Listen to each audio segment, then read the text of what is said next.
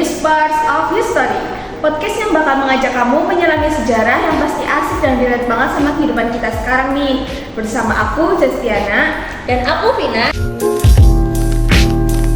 Hari ini kita bakal bahas sesuatu yang mungkin sering banget kita konsumsi setiap harinya, tapi kadang kita suka lupa sejarahnya gimana, yaitu media. Betul banget, Vin. Siapa sih yang sekarang hidup tanpa media? Dari bangun tidur sampai mau tidur lagi, pasti kita scrolling sosmed atau minimal kita chattingan. Tapi tahu nggak sih kalau dulu tuh media nggak sebebas sekarang? Nah, itu dia. Makanya hari ini kita udah undang buat teman sharing yang keren banget nih. Aku dari SMK Alexander. Makasih banyak udah ngundang aku. Excited banget nih bisa share soal media. Aku Deswita dari SMA Bina Bangsa sebagai calon jurnalis masa depan. Topik ini sangat menarik buat aku.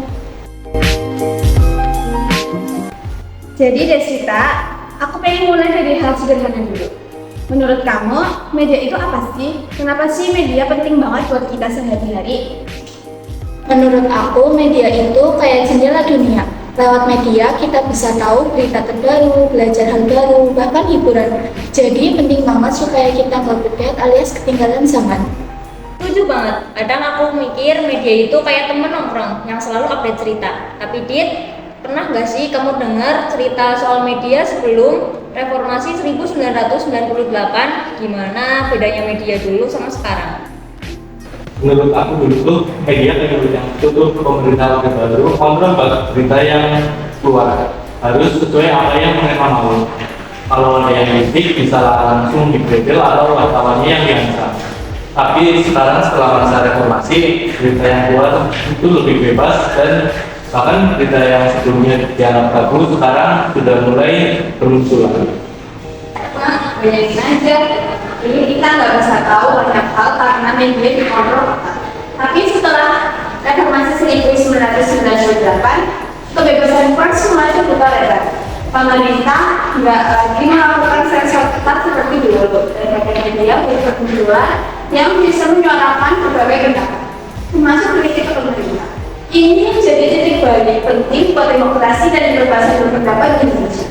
Kebebasan ini juga membuka ruang bagi masyarakat untuk lebih aktif berpartisipasi dalam diskusi sosial dan politik melalui media.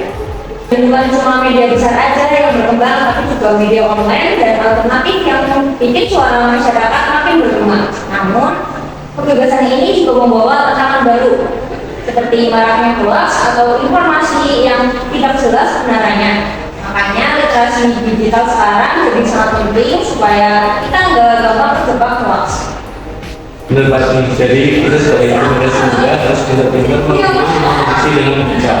Kebebasan berpendapat itu memang hak kita, tapi perlu diimbangi dengan tanggung jawab supaya media bisa jadi sumber informasi yang sehat dan membangun.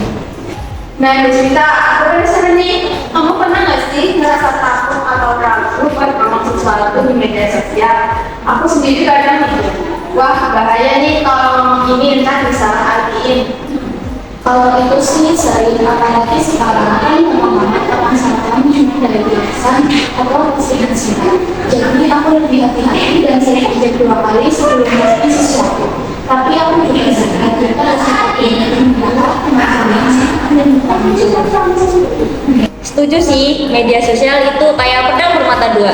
Kita bisa dengan cepat mendapat informasi, tapi juga banyak hoax dan berita palsu yang bikin bingung juga. Radit, ngomong-ngomong soal media yang kayak pedang bermata dua itu, menurut kamu, media sosial itu lebih banyak membantu kita dapetin informasi yang benar, atau justru bikin kita makin susah buat tahu mana yang fakta dan mana yang hoax?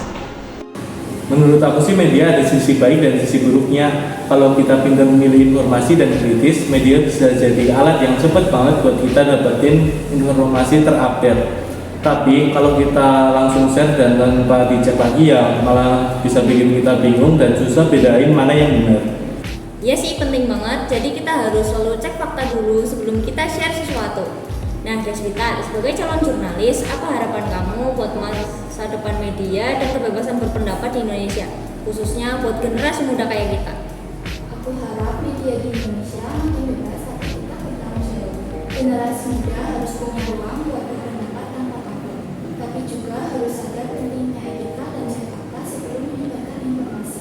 Semoga literasi digital makin kuat supaya kita semua bisa menjadi pengguna media yang cerdas. Benar banget.